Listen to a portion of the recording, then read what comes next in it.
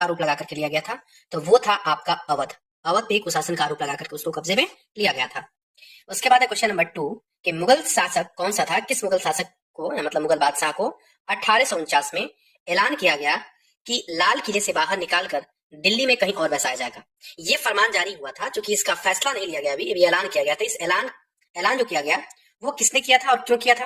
तो ये एक डलहौजी था, वो डलहौजी ने इनको ऐलान किया था, लेकिन किसको बाहर निकालने के लिए? तो आपको पता है अंतिम मुगल सम्राट हमारे उस समय बहादुर शाह जफर थे। कौन थे? Bahadur Shah Zafar, option number 2।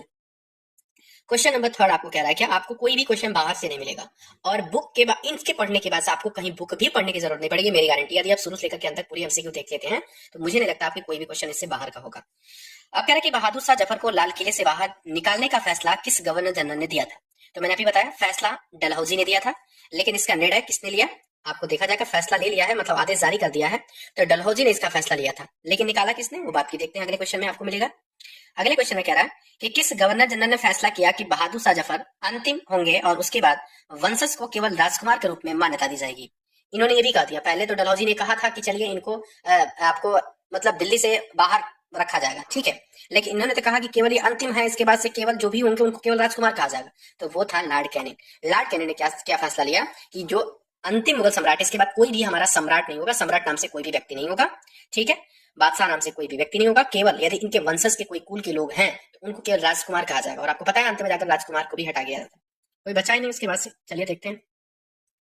अब ये कह रहा है कि भारतीय सिपाहियों ने 1824 में, ध्यान दीजिए कब की बात है, 1824 में समुद्र के रास्ते कहां जाने से मना कर दिया था? वो आप वर्मा जाने से मना किया था, ऑप्शन नंबर 3। आपको पता है कि इसको एक आध्यात्मिक दृष्टिकोण से देखा जाता था कि हम समुद्र में लांग नहीं सकते हैं, समुद्र में हम चल नहीं सकते हैं, उनको एक देवता के स्वरूप में देखा जाता था हमारे अध्यात्म, हमारे सनातन धर्म में। तो वहां पे इस चीजों को भारतीय सिपाहियों ने अवहेलना किया कि हम नहीं जा सकते हैं, और उस समय जाना कहाँ था? तो 1824 की बात है, वो जाना था आपको बर्मा, ठीक है ना, बर्मा एक युद्ध में, बर्मा जो आंग्ल बर्मा युद्ध हुआ था उसमें जाना था। उसके बाद कह रहा है कि कंपनी ने ईसाई मशीनरियों को खुलकर काम करने की छूट कब दी थी?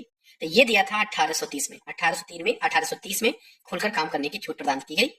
अगले क्वेश्चन में आपको देखने का कि ईसाई धर्मांतरण का एक नया कानून कब आया, जिसमें कहा गया कि जो भी भारतीय ईसाई धर्म अपना लेता है उसे पुरुषों की संपत्ति का अधिकार पहले जैसा मिल जाएगा। तो भाई सबको लालच होगा, सभी लोग चाहेंगे कि